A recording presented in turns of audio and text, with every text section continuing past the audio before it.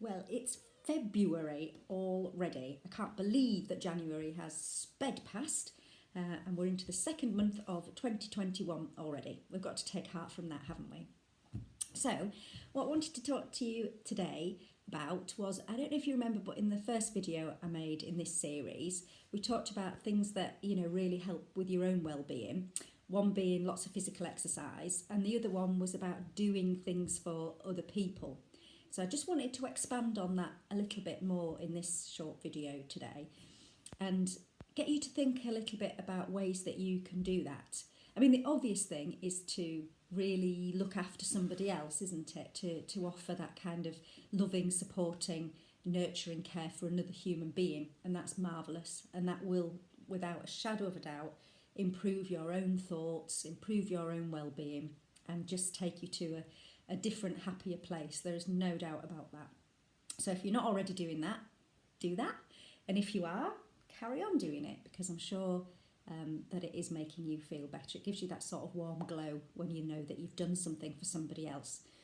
But I also thought about widening that category out a little bit, if you like. So not just necessarily nurturing and looking after a person, but thinking about what else you could look after and swaddle and cocoon and take care of.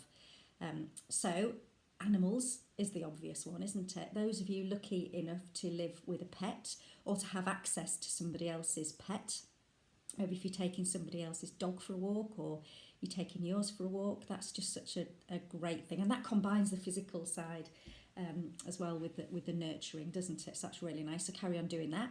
If you know somebody that really could do with their dog walking, and you can do that, safely within the COVID rules, that might well be worth a little think about. If you know somebody that's on their own and that could do with a bit of a helping hand with that. But it's not just dogs and dog walking, is it? It's all sorts of animals that need feeding, need loving, need that petting and caring for, looking after. Generally, if you've got rabbits or guinea pigs, making sure that you clean them out on a more regular basis and make their environment really lovely and really, a comfortable, warm, secure place for them, especially in winter. Fresh bedding, making sure they've got plenty of clean, fresh, not icy water to drink, good nutritious food. So that's the whole scope of all pets and animals that you might encounter. Grooming, so make sure you give your dog that extra bit of a brush. It does kind of calm your heartbeat down a little bit as well. Stroking a pet and grooming a pet, that does really just give you a bit of a inner sense of quietude, I think, and can just really take you to another place, a calmer, more quiet place. So have a think about that. If you're on your walk and you come across a field of nosy cattle or whatever, you can always give something a nice little stroke, or a horse, carefully obviously, gauge the situation first. But I do think stroking a pet and grooming an animal or whatever can just, be really relaxing.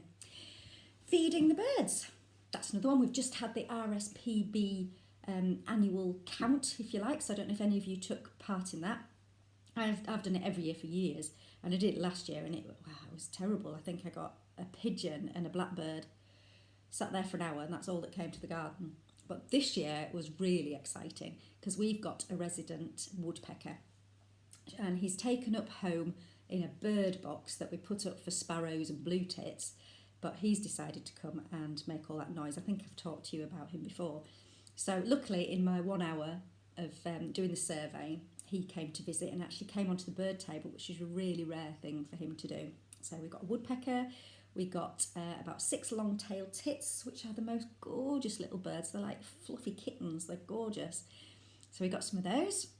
We had blue tits, cold tits, great tits, sparrows, dunnocks, blackbirds, yes, pigeons, not ravens, different kinds of crows. We got jackdaws and carrion crow, all that kind of, because I really like crows. They're not everybody's cup of tea, but they're really interesting and they're very, very clever birds. So I did all that, watched the birds, but they came because we feed them. So we feed the birds and we put out fresh, clean water for theirs every day, especially at the moment when it's icy and they don't have a great deal of access. So that's just another way of nurturing something and connecting. You know, like when you connect with a person, it's a soul-to-soul connection, isn't it? When it's with birds and animals, it's the same kind of thing, just on a different level. But let's widen that out even further. And my new sort of hobby, and I know I'm sharing this with another young person who I talk to quite a bit, so we talk a lot about plants. Ha! Here's what I prepared earlier. And I literally did, because when I first got this, it was a twig. And now it's a happy orchid. I just think it's stunning. But I do have to give it a little bit of food every so often. I've got to dust it, because it does get really quite dusty on its leaves. I've got to take off the dead flowers, water it, have a little chat to it, make it feel at home. And I love it. And my house has become a bit of a jungle, really. It's completely covered in house plants, and my goodness me, they make me so happy. I don't know whether that makes me sound like an old lady. I don't think it does, because it's quite trendy. You know, I've seen lots and lots of Instagram posts of people buying loads of house plants and learning how to look after them properly, because they all need something different. So different food, different watering at different times, different cultivations, all that kind of stuff. So they just give me a lot of pleasure. And looking after something and seeing it grow, like, look at that. That's going to be one of those, maybe in a week or so's time. And I'll get real pleasure from when that bud opens. And I'll think, I helped that to happen. And that's quite something, isn't it? So, yeah, plants. You can actually sort of start to think about what seeds you might want to grow, what plants you might want to grow in your garden, sort of end of February, beginning of March, when some sort of seeds can get going. I just bought some garlic at the weekend to plant. That can go in the garden pretty much now. And then those shoots will come through, and I'll feel again like I've nurtured something, like my input has helped something become a living, breathing entity. I think that's flipping magic, actually, when you really think about it. So plants is another one. I know there was a massive kind of wave of people making sourdough in that first big lockdown. I didn't do it. I might do it at some point.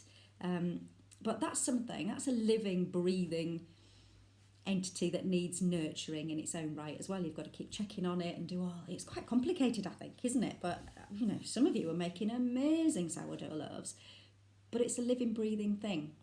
And it's something that you've got to get up for every day to look after. Maybe it does come down to that a little bit. A bit of a focus in your day. Something that you have got to do in order to keep something else going. And I think there's pleasure in that. And there's a purpose in that as well. It gives you a focus, doesn't it? And I think in these times, at the moment, I think we all need some purpose and some focus beyond what we know we have to do. You know, beyond our schoolwork or beyond the domestic chores or whatever we know that we have to do on a regular basis just to keep things ticking over. These are the added things. These are the things that bring joy. You know, we talked about 15 minutes of joy last week, didn't we? Bring joy and pleasure and colour and brightness in our lives. So, if you haven't got a plant, have a little think about one. If you've got a pet, give it that extra little pat and love. Take it out for that extra little bit of walk or a bit more grooming. And just be nurturing. Because you nurture other people or other things, and as a byproduct, you nurture yourself. Give it a go.